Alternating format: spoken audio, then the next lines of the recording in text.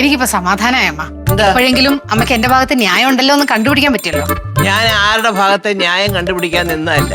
തെറ്റ് ആര് ചെയ്താലും മുഖത്ത് നോക്കി തെറ്റാണ് ചെയ്തതെന്ന് ഞാൻ പറയും. അതെന്റെ സ്വഭാവമാണ്. മതി, എനിക്കത് മതി. മതിയല്ലോ.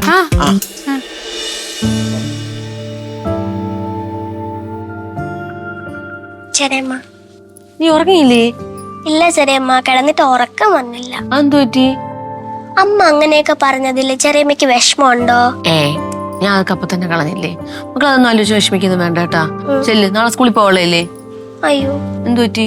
നാളെ സ്കൂളിൽ ചെല്ലുമ്പോ അവള് ചോദിക്കും കൊന്ത കൊണ്ടുവന്നില്ലേന്ന്. ഞാൻ പ്രോമിസ് ചെയ്തതല്ലേ. എന്തായാലും അവള് ചോദിക്കുമ്പോ ഇവിടെ നടന്ന പ്രശ്നത്തെ പറ്റി പറയാൻ പറ്റുമോ? ഇല്ലല്ലോ. ഇനിയിപ്പോ എന്തായാലും കള്ളം പറയാം. കൊന്ത കൊടുത്തില്ലെങ്കിൽ അവക്ക് വിഷമാവൂല്ലേ? പിന്നല്ലാതെ, അവളെക്കാളും വിഷമം എനിക്കാ. അതെന്തു പറ്റി? ഞാൻ പ്രോമിസ് ചെയ്തതല്ലേ ചെറിയമ്മ. എന്തായാലും ആ പ്രോമിസ് നടത്തി കൊടുക്കാൻ പറ്റുള്ളൂ എനിക്ക് ഷുവറാണ്. അപ്പൊ എനിക്ക് നാളെ ഏതെങ്കിലും കാര്യം വന്നാൽ പ്രോമിസ് ചെയ്യാൻ പറ്റൂ?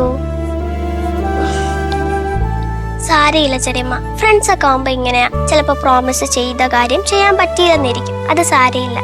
ചെറിയമ്മ കിടന്നോ. കിടന്നേ.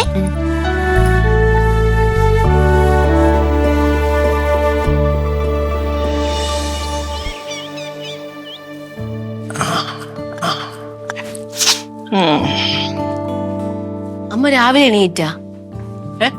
ഇവിടെ നീ എങ്ങോട്ടാ രാവിലെ? ഇത്ര രാവിലെ? ഞാന് പാറമേൽ പള്ളി വരെ ഒന്ന് പോണമ്മ. അതിന് സമയം എത്രയോളെ? സമയം ഇപ്പൊ ഒരു 6 മണിയാവും. അയ്യോ, പിങ്കി മോക്ക് കൊന്തയൊക്കെ വാങ്ങിച്ചിട്ട് ഒരു 9 മണിക്ക് മുന്നേ എത്തണം. ഓ, പിങ്കി മോളുടെ പ്രോമിസ് നിറവേറ്റാൻ വേണ്ടിയാണോ ഈ അതിരാവിലെ എഴുന്നേറ്റ് വിടുന്നേ? അവളാണെങ്കി ഇന്നലെ രാത്രി എന്റെ അടുത്ത് വന്നിരുന്ന അമ്മ. ഭയങ്കര വിഷമം പറിച്ചില്ലായിരുന്നു. നിനക്ക് ഇതിനെ കൊണ്ടൊക്കെ സാധിക്കും മോളെ, സത്യം. അവൾ എന്റെയും കൂടെ മോളല്ലേ അമ്മ. അല്ല, അമ്മ ഇന്നലെ പറഞ്ഞത് മോക്ക് സങ്കടമായി പോയോ? എനിക്ക് അപ്പോഴും ഭയങ്കര വിഷമമായിരുന്നു. ഞാൻ പിന്നെ ആലോചിച്ചപ്പോ അമ്മ പറഞ്ഞത് ശരിയാണെന്ന് തോന്നി. സത്യം പറഞ്ഞ ഭാര്യ ഭർത്താക്കന്മാർ അടി ഉണ്ടാക്കുമ്പോ നമ്മളൊന്നും എന്താ പറയണ്ടേ, അതിന്റെ ഇടയിൽ പോയി പെടാൻ പാടില്ല.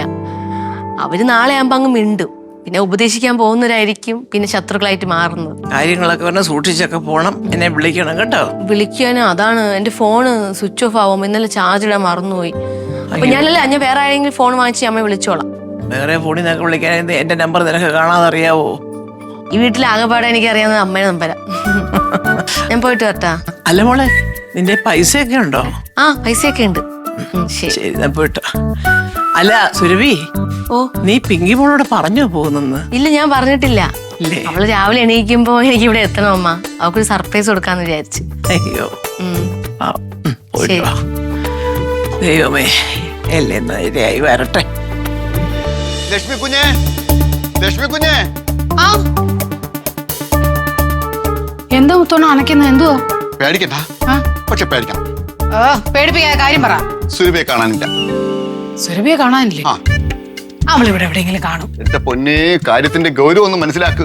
രാവിലെ അടുക്കള വരുന്നതാണല്ലോ, അടുക്കള കണ്ടില്ല. ഞാൻ നേരെ റൂമിൽ അന്വേഷിച്ചു, റൂമിലും കണ്ടില്ല. അപ്പൊ എനിക്ക് സംശയം തോന്നി. വീടും പരിസരവും ഒക്കെ നോക്കിയപ്പോ അവിടെയും കാണാനില്ല. മൊത്തത്തിൽ നോക്കിയോ? മൊത്തത്തിൽ നോക്കി. ഫോണിലൊന്നും വിളിച്ചോക്കായിരുന്നു? ഫോണിൽ വിളിച്ചപ്പോ സ്വിച്ച് ഓഫ്. പോയി കാണും. ഫ്ലവേഴ്സ് ഒരുക്കുന്ന കാഴ്ച വസന്തം യൂട്യൂബിൽ പ്രേക്ഷകർക്ക് ലൈവായി കാണാം. ഫ്ലവേഴ്സ് കോമഡിയിൽ ജോയിൻ ചെയ്യൂ, ആസ്വദിക്കൂ.